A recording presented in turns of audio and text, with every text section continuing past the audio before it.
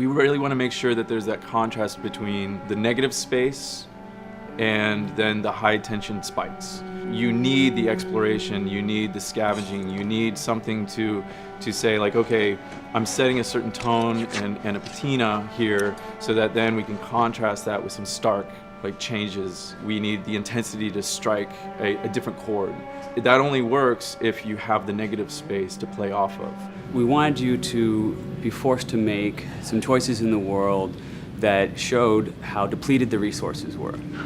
You know the drill. Look around, see if there's anything we can use.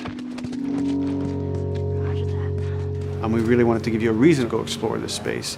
It's like, well, you need to look for supplies that will help you survive another day in this world. Throughout the world, the player finds all sorts of different pieces of items, such as rags, alcohol, bits of broken blades, bindings, and you can combine these together in different ways in order to create items that are useful for surviving in this world. Some items in the recipes require the same combinations of things or the same types of resources. So you have to make this choice. Do I want to go offensive with it? Do I want to go defensive with it? I can find a bottle of alcohol and some rags and I can create a Molotov cocktail from it. That's going to help me take out a couple guys if I use it appropriately.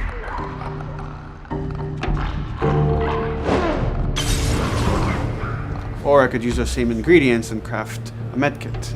And that lets me kind of choose, do I want to play it more defensively and kind of have items that help me heal myself, or much more aggressively, I want to have items that help me kill and destroy in order to then progress and get out of this area. Molotov and Medkit are not the only ones that have these interesting overlaps. You can craft a shiv out of a binding and a blade so that you can sneak up behind somebody and take them out more quickly and more quietly, or it can be used to jimmy open locked doors.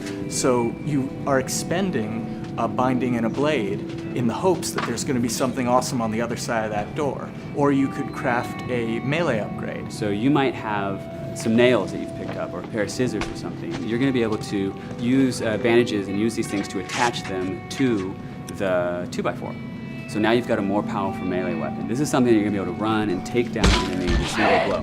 Alternatively, you can use those same type of nails to make a bomb. This is something you can place in the world, and they're going to be able to trigger it.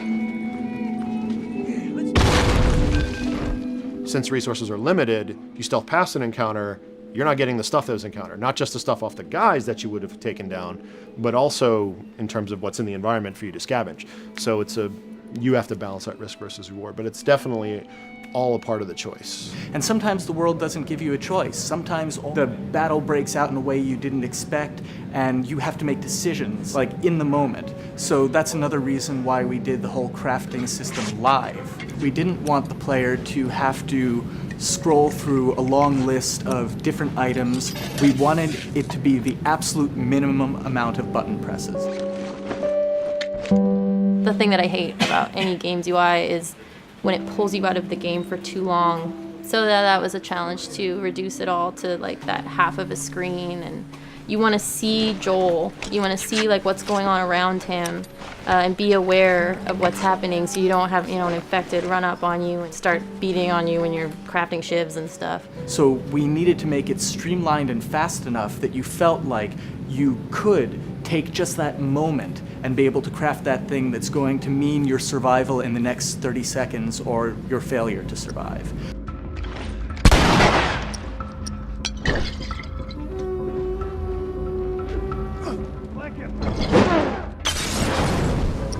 The brutality of the encounters is allowing us to reach into the tone of the survival aspect of the game. When something comes up in their way, whether it's a human or infected, then Joel and Ellie, you hear them whisper to each other and you see their animations change. Everything, their whole demeanor reacts to the scenario in front of them. And that's the same feeling we want you to have when you're holding that joystick. It's just like, oh, okay, what do I have in my inventory? How many are there? Where are they at? Locate them and try to figure out, okay, what are we gonna do?